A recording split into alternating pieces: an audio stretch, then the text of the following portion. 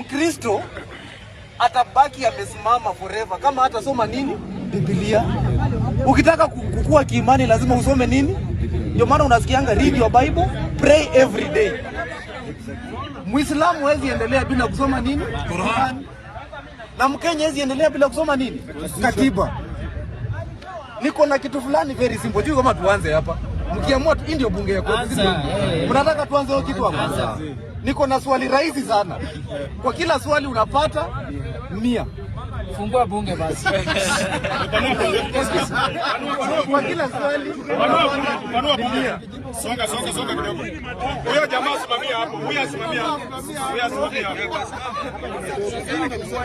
Kwa kila swali na matope. Songe tu.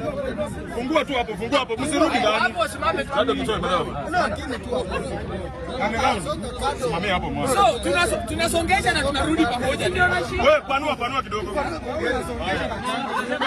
Mimi wacha nisonge. Na mtu asonge. Ni 100 hii. unasaka pesa mkasonga pesa. Huko. Wewe pia songesha hapo. Iko sawa.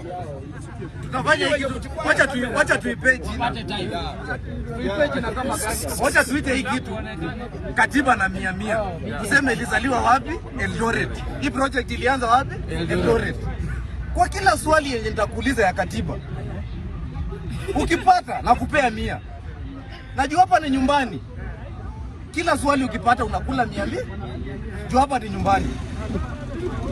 Ndio tujue ni viongozi wetu wako na shida ama ni sisi. Tujue kati ya sisi na wao nani hajui maneno. Inaweza kuwa ni sisi, inaweza kuwa ni wao. Niko na swali rahisi sana.